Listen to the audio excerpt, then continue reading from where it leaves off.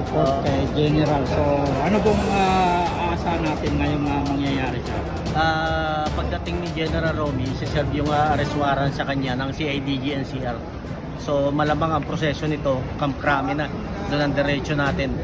So hinihintay na lang natin yung arrival, pero hindi natin malaman kung dito idadaan o doon sa may VIP lane pa ron eh. So yun ang inaabangan natin. So malalaman natin mamaya pag-process sa Camp Crame sa CIDG Head Office NCR. So available naman itong kaso, kaya lang ang masakit rito, ang inaasahan natin aarestuhin yung mga involved sa malawakang anomalya, corruption eh. Kaso ang ngayon ng inaresto, yung sumisigaw ng katotohanan, doon tayo nagtataka eh.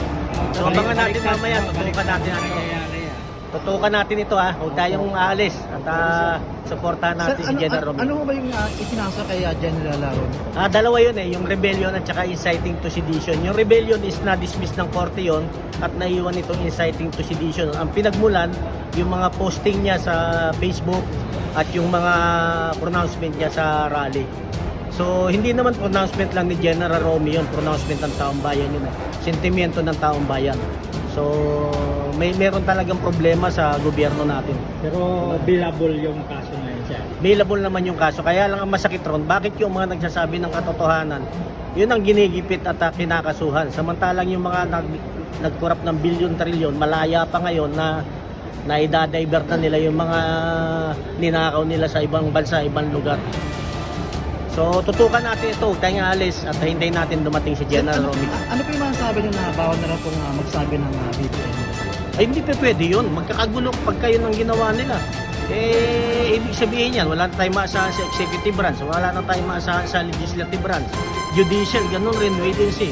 Alam ng buong bayan, ang AAP, hindi man lahat, PNP, karamihan, nabayaran rin. Saan tayo papunta kung di lumaban? Alangan namang hayaan natin na yung konting natitira natin dignidad, mawala pa. Kasi di natin maprotektahan yung nag-iisa natin buhay. Laban na tayo. Supreme Ombudsman, kung magsasabi na bawal magbibigay ng resign ng Supreme Court, yun na. Kung Supreme Court ang magsasabi na bawal magsalita, hindi pa rin pwede. Hindi pa rin. Kasi binigyan tayo ng Diyos ng bibig para magsalita eh. That is a Walang violation. magbabawal na batas na magsalita tayo sa totoo lang. Basta ang sinasabi natin katotohanan. Pero itong ginagawa nila kay General Sir, tuloy-tuloy pa rin si Sir. Lalong mag-iigting ang galit ni General Romy at tayo rin sa United People's Initiative, lalong mag-iigting ang galit natin. Dahil malinaw naman ito pagsupil sa kalayaan natin magpahayag ng katotohanan. So lalo tayong lalaban at lalong hindi tayo titigil. So, ng warrant sa Bill of Rights Act. Yun ang gawin natin. Salamat salamat. Salamat sa inyo. May nagnakaw. Merong hindi tumupad sa kanilang sinumpaan duty sa bayan, para sa taong bayan, para sa bayan. Ay bakit hindi nyo lang habulin? Bakit yung mga lumalaban para sa katarungan, para sa mga walang boses na namatayan dahil sa baha? Hindi yun makakibo dahil nilalaban namin para magkaroon sila ng justisya. At liliit na isda nung hinuhuli nyo Gusto namin yung blue marking. O diba? Blue marking. Hindi masarap yun na. Blue marking. Hindi pala blue marking. Hindi, biro lang yun. No, but seriously, General Pope is a medal officer of the Armed Forces of the Philippines. Bago kami manggulo sa tao, ibang klase panggulo gagawin namin kung gusto namin manggulo. Pero hindi ganun. So maraming salamat po. Tulungan niyo na lamang po kami sa aming paghahanap ng katanungan para managot ang tunay na mananagot. Nung araw ang ingay-ingay ninyo sa pananagutan Eto na ngayon, pananagutan, bakit tahimik kayo? Yes, Diba? laban tayo. Salamat po, maraming salamat. Laban tayo at nandito na. Nandito na ang laban. Okay. Wala na kasi. General Attorney Garcia. General Attorney Garcia. Ano first name? Virgilio Garcia. Virgilio. Virgilio Virgilio. Garcia. General Attorney Virgilio Garcia. Virgilio.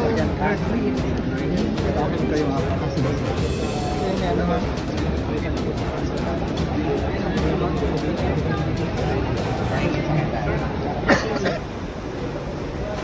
Ay.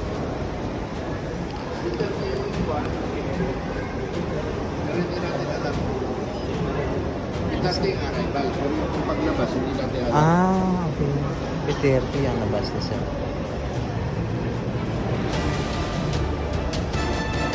Ay, sasakyan kayo, sir. Pagkapasibo, grabe, Ang ano po tuloy? hindi na karinal. Kasi kinuha siya ng CIDG.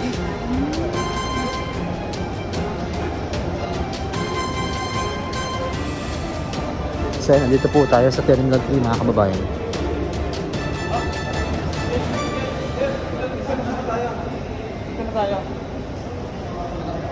So ayan, possible po na lalapag na po yung aeroplano ni General Romy Pocis mga kababayan. At marami na rin pong nag-aabang dito sa kanyang pagbaba.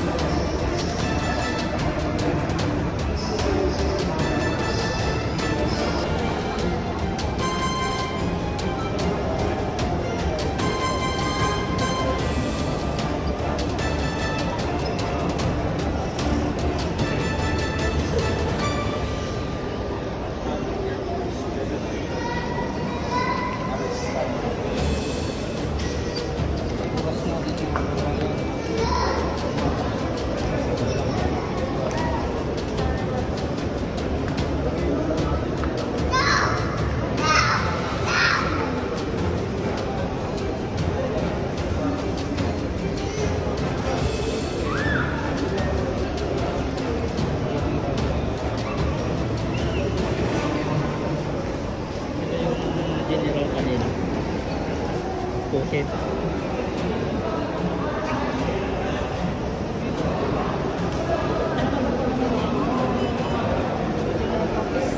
Romy. Romy. Romy po. Nakawa muna itong ano yung namin. Wait lang. Galang. Mga Ricardo.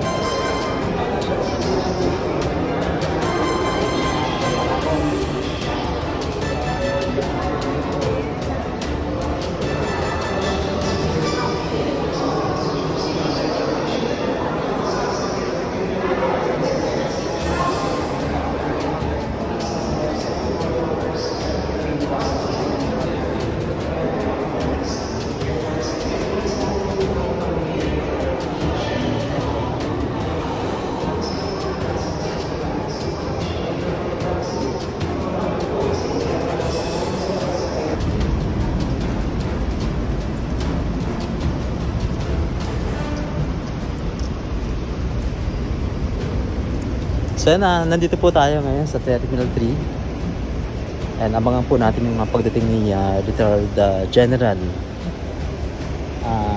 Romy Poquis, mga kababayan.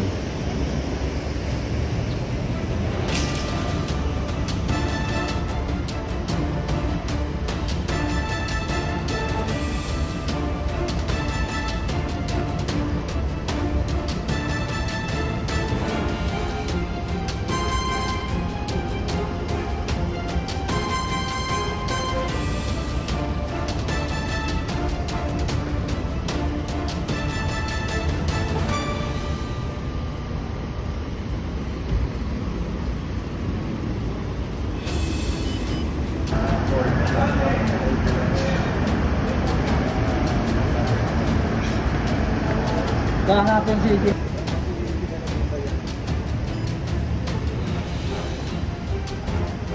So ayan, nandito po tayo sa Terminal 3. Ayan, tingnan po natin yung paglapag ng aeroplano ni dating General Romy Poquis, mga kababayan. Parang dati sa dapat pang unit ng PNP. Pero okay naman at mukhang maayos naman. Kausap namin yung arresting team. At mukhang okay naman. Salamat sir. Oo. Pwede nyo ma-interview dito. Para anyway, hindi pa naman natapos. Sige. Maraming salamat sa support. Oh, say yung idadagdag kay sir. Ano lang, Happy New Year sa lahat. Happy weekends. Tuloy-tuloy lang yung laban natin. Salamat sir. Salamat. Colonel Si Galang. Colonel Galang. Lagi sa Congress, sir. Salamat sir, salamat. Salamat po, salamat. Okay, Salamat sa yes. pagpunta. Salamat.